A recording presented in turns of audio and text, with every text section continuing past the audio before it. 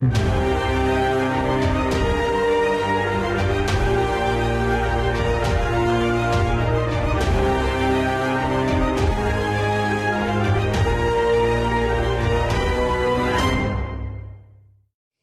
again to Living in the 21st Century. Joining me today is Jim Wallace from GOAL, that's Gun Owners Action League in Massachusetts. Jim, it's a pleasure having you on again. We always, from time to time, speak on the gun violence here in Massachusetts. Sometimes I wonder if people is paying more closer attention to the guns opposed to the people who use the gun. I thought during the coronavirus session that the gun violence had went down, but apparently even though there were fewer outbursts of gun violence, the more people got shot within those fewer events.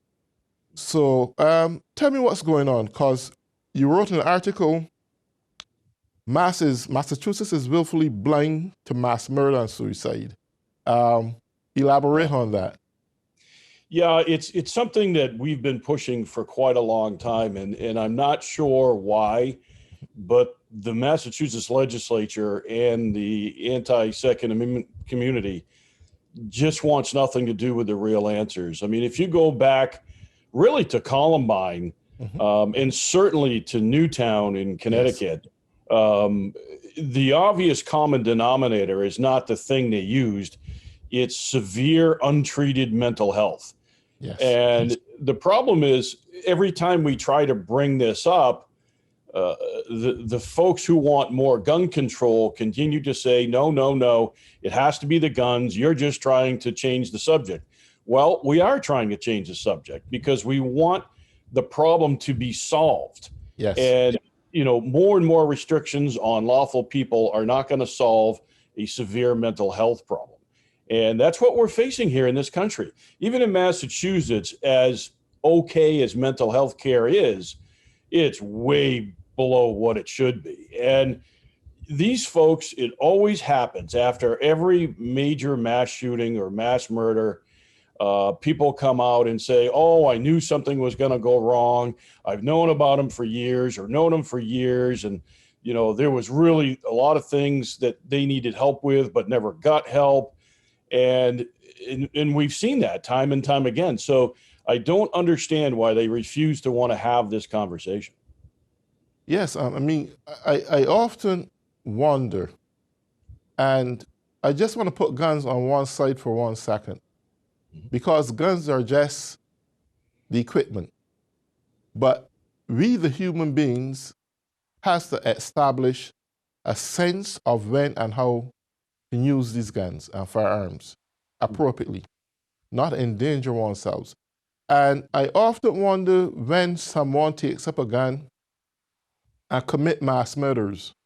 They're often some nice kid who was silent in his home, who never had a record for doing anything wrong, but at school there are these withdrawn symptoms. He probably was bullied. And I think that in schools, preferably, I think teachers have to pay attention, critical attention to some of those students who are getting bullied and who are withdrawn from the classroom, even though they are there, and start to figure out what's going on in their mind. Now, I'm not saying that they are psychologists, but I think if a teacher can witness a child is getting bullied, that there should be some program at school to lecture children on how to manage that sensitivity when it comes to bullying. There should be classes established to reduce bullying. But unfortunately, even if it is reduced in the classroom, people get on the internet, on Facebook and whatever social media they can get on and establish that bully pattern. And someone's going to get it up there. It's going to trigger something up there. And they're going back to school and they're going to gun down everyone who is in sight. And you are right. I believe that mental health is a serious issue. And I think there are some symptoms that are right there before our very eyes that we are often ignoring until something outbursts and happens. what would you recommend in this case to those who go along silent, calm, who may very well have this mind of going out there and gunning down students? What best approach do you go about dealing with that? Well, we had an historical opportunity when the state passed the red flag bill just a few years ago. And the premise of the red flag bill, it was pushed right after the Parkland massacre. And basically, it was a system that allowed anybody, didn't matter who it was, to go to a court and file a petition that they were afraid that you were either a danger to yourself or others. And we really didn't need that bill here because the police chiefs have enormous authority, which we've always fought about, but they have it. There was no need to pass it, but we knew what was going to pass. And as a result, we said, here we have an historic opportunity to talk about suicide and severe mental health that causes these mass murders. And we had several mental health amendments lined up. Other legislators did too. And the night of the debates, in the House on the red flag bill, the chairman got up and said all of a sudden that all amendments dealing with mental health were going to be ruled beyond the scope, which means they won't take them up. And he's clearly said this is a gun licensing bill, not a mental health bill. Okay. We're talking about people who are potentially suicidal, and we're talking about people who are so severely mentally ill, they may be the next mass murderer. But we're not going to talk about mental health. You serious? Mm-hmm. And that's what they did. They absolutely threw away an historic opportunity. Even something as simple as we tried to form a commission that would at least tell us what the needs are for mental health in Massachusetts. And they refused to even acknowledge the amendment. So they threw it away. And obviously the red flag bill was not about helping people. It was about just passing another gun law. So it's also interesting what you say about in schools. And if you look, other than Columbine, since then, if you actually look at the age of the young men that are doing this, they're just out of high school. And a good friend of mine actually said it's probably because during school, as poor as the help was, they were in the system and they were at least acknowledged and getting some form of help or care. Once they graduate, they're out of the system and they have nobody. They have nothing. And they sit in their homes and they stew and they blame the world, and their mental health gets worse. And, we just saw in the last year, COVID, oh my goodness, suicides went through the roof. And in Massachusetts, suicide by hanging is more than guns, drugs, and poisons combined. Yes. So again, they had a historical opportunity to address this stuff and just chose to come after us again. That's true. One thing I would love to ask here again is, we find that is within a certain age group that consistently carrying out these mass murders. Mm-hmm. And if we can't deal with it from a mental standpoint, could we deal with it from a managerial standpoint? And what I mean by that, if we recognize that, and this is not to infringe on reducing gun sales or hinder any retail outlet who sells guns or anything like that. It's all about managing how the gun is utilized by young people who are within that age group. So for example, I want to buy a gun for my child and to take him hunting. That's good, that's fine. Buy the guns, whatever you want to do. But after the hunting process is over, I think that parent should take that gun and lock it in a safe until they are ready to go and do the same thing all over again. Now, it's hard to put it that way because at the age of 21, you are considered a man or woman in the purest form. You can make total decisions on your own. So why do I want a parent or a senior person telling me how I should and shouldn't use the gun. And I believe that because of that, and there's nothing wrong with passing a law to make that clear. Look, we don't want to stop you from buying your guns or using your guns, but it is a clear fact that people within the age group of 1 to 25 years old are gunning down people senselessly. So I only think it's fair that until you get over that threshold of 25 years, then your level of maturity should be at a point where you can manage weapons in a very careful manner. Not that they can't do it under that age, but I just think it may be the most sensiblest thing to do. I don't know. Well, it's kind of interesting. I mean, other than the Second Amendment debate, the civil rights debate, this is an interesting conversation that's happening nationwide. That the courts have ruled the high courts have ruled you cannot punish somebody. I think they said 25 and under, like you would somebody whose mind is fully matured. But at the same time, pretty much the same people who celebrated that decision are also really pushing to get the voting age down to 16. So, you try to rationalize how you can go in both directions at the same time, and it just doesn't work. The other thing, too, is the fact that, regardless of what age the person is, it's still a very small, minute number. And if we were able to actually address them early and catch their problems early. Now, we're talking a difference between, street violence and what we're facing here. Right. As horrific as these things are, there's still a very small number of people that are doing them. I mean, in our recent history, maybe 20, which is too many. But if we were doing our job as a society and treating them, I'll give you a great example. During the red flag debate, I argued that, okay, you've taken somebody to court, you've identified them, and the judge agrees that this person may likely be the next mass murderer. So you've taken them to court, you've aggravated them, you've taken their guns away, and you send them home? Really? And I asked point blank, okay, can they be a doctor? Can they continue to work in a school? Can they drive a tanker truck? And you know what I was told?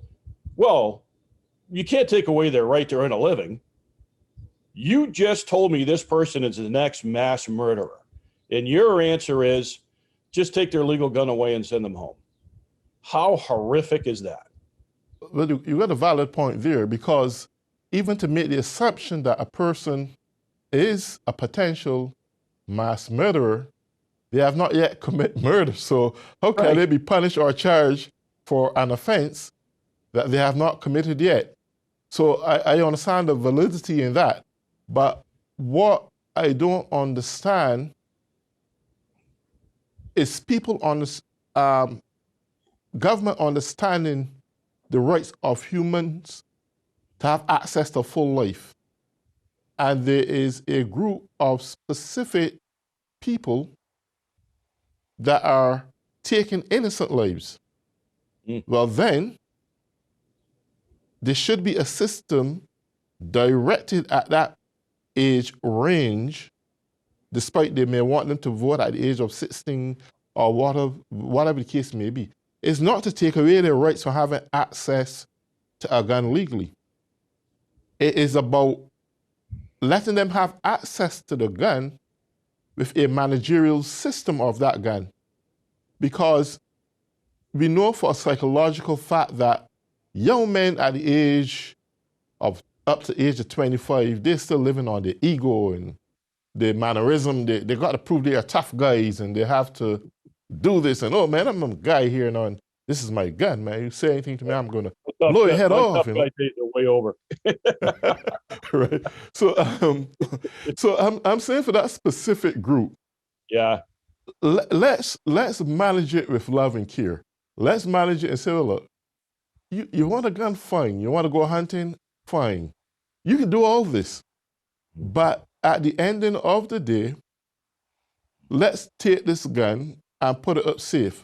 Because the 25-year-old kid may go out there evening in his community and he and one of his colleagues get in an argument and he run home, pick that gun up. If it's in a safe lock away, he can't have access to it. But he ran back in his home, pull his gun out, go and blow the kid head off. So those in Massachusetts, we actually do have mandatory storage. And there's different laws between storage and transportation. But pretty much every gun that's not under your direct control has to either be equipped with a mechanical locking device or in some sort of safe or locked cabinet or something like that. So, but remember, in Newtown, the young man actually murdered his mother to gain access to the gun safe. So, you know, it's every time we think we put a solution in front of it, they find a way around it. And you know, in the article, I reminded people that Timothy McVeigh in Oklahoma years ago never used a gun. And he killed 168 people and wounded another, 600 or something, including children. So, you know, again, even if we address the so-called gun issue, they're going to find other ways. And I'll tell you, I'd never talk about them on air, but there are means that these people could do attacks that just give me nightmares at night. Yes. As if the attacks they're doing aren't bad enough. I can envision some pretty nasty ones. So, but that's the problem we face. That's true. I want to look briefly at assault weapons. The assault weapons should those be off the table completely? You want to buy a gun, it's fine. If you want to, I don't even know the reason for an assault weapon because that's something the military use.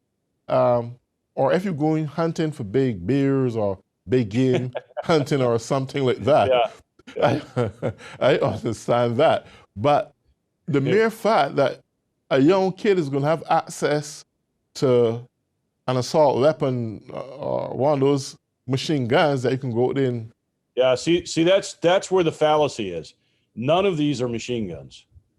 What they call assault weapons are not machine guns. They are not military grade guns. Okay. The AR-15 and all the other guns that we use and we possess, they're semi-automatic guns. They're no different than any other gun out there. They just look different. The AR, which is the civilian platform, has been in civilian hands since the 1950s. If this gun were a car, it'd be an antique. There is no standing army in the entire world that uses the AR-15 as its firearm. The M16 is the full auto version, or now it's called the M4, which it's a little bit different.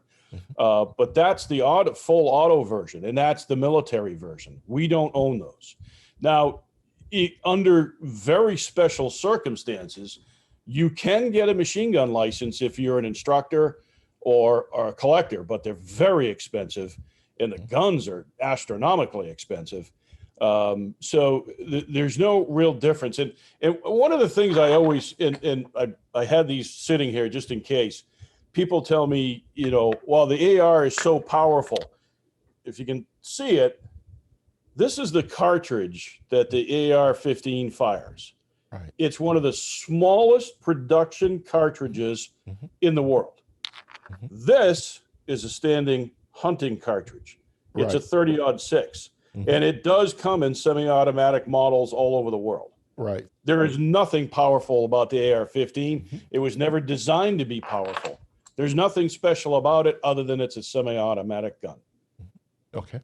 One of the other things I want to look at, and this is the psychological impact that video games have on kids.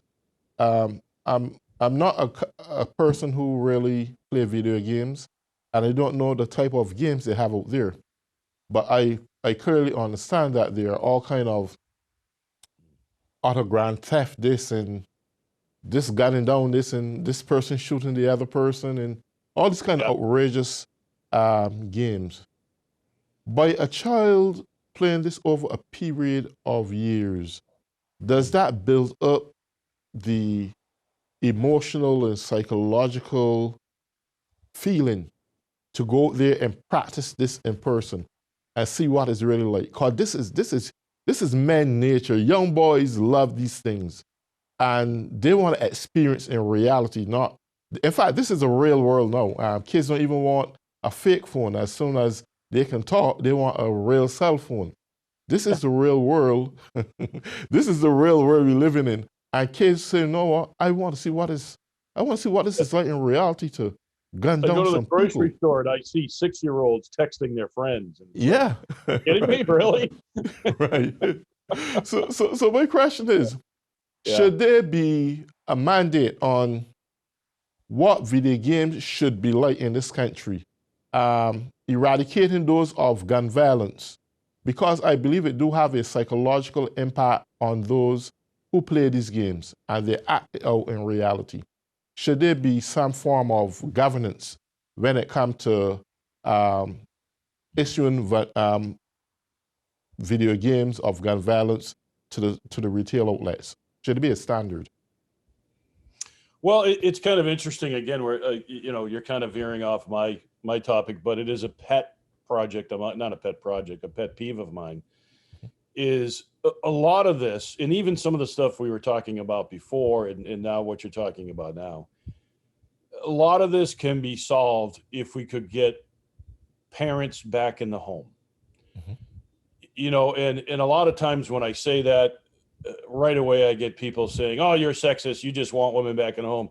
No, when we were first married, I told my wife if she could make the money, I'd be a stay-at-home dad. I'd raise my Yes. daughter, Hmm. take care of the house, whatever. But because the economy has gotten to the point where, especially the middle class, cannot afford to have one person at home, our our children are being raised by others. As a matter of fact, one of the things I said about what we face now between the mass murders and the mental health and everything else, we are actually seeing the first adult generation of children that were raised by someone other than their parents. Literally from months old, you have to give them to somebody else to take care of them so you can go back to work. And how much time do you really get to spend with your kids if you're working full time? And again, I'm not, making anybody feel bad about it. It's the economy we live in, but it has shown enormous effects of how the family is now and how kids are simply not raised. So I forget what movie line it was, but the guy said you're competing against. Of course, this is dated a little bit, but Madonna at MTV and Netflix and video games. You don't stand a chance Yes. because you have minutes with your kid, That's not true. all day long. That's true. And it's a much bigger issue. It was one of the things I was actually hoping with COVID Mhm. would happen, is Yes. that we could change the economy to put a parent back in the home. And we came close. And I think some people started to see that, and that's why it suddenly ended. But that's just me. Okay. Well, one of the things I want to ask you, and I want to, because this show airs in the Caribbean also, and where it came from in Barbados, gun Well, why violence didn't we is. meet there? Listen, Yeah. Jim, I'll tell you, gun violence had exploded enormously. I mean, young people are gunning down each other like crazy. Yeah. I can remember they had a song that was sung back there in Barbados years ago. It used to go like this: Cowboys, cowboys, cowboys. They play with guns like children play with toys, right? Mm. And they're gunning down each other. And it become the Wild West. Now, and these guns are illegal guns. Trust me, they're coming in there by boatloads and all kind of stuff. There are always raids going on. What word could you give a word of advice to these young men that just probably watching Hollywoods and feel it's okay to gun down a person, not knowing that these TV stars get back up and play in the next picture, right? What word of advice would you want to give them? Well, especially in, God bless us, most of us have not experienced what it's like to live in inner city Mhm. crime areas. I mean, I grew up poor, but I didn't grow up in the inner city. Um, you know, part of the problem is, and you said it earlier, was they're still trying to prove they're a man. Yes. And, you know, and in my eyes, you want to prove you're a man, protect your neighborhood.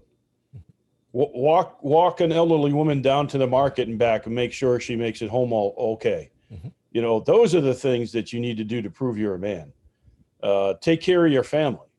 You know, don't have a family until you're ready to take care of one. You know, there's a lot there. But how do I, and this is a problem that I have personally, how do I, person that looks like me, come into the inner city crime-ridden area and tell them what they should do? It's not going to work. It's not going to work. So I may have all the answers in the world, but they're going to look at me and go, what do you know? And to some extent, they're right, even though I grew up literally dirt poor. You know, it's a matter of who's giving them the message. And unfortunately, the wrong message, I think, is constantly driven at them by everything we just talked about. Yes. So, and they try to live up to that hype, and that's what either lands them in jail or lands them in a grave. Yes. Okay. Well, we're about to wrap up. So in these last moments, what would be the legal frame structure? What would be the legal structure you would like to see happen here in Massachusetts from government when it comes to guns as a whole? Well, first of all, they have to realize that everything they've done for 20 years has been a failure. And the rest of the country is proving that. Massachusetts is one of the most violent states in Northeast America. Maine, New Hampshire, and Vermont are the safest.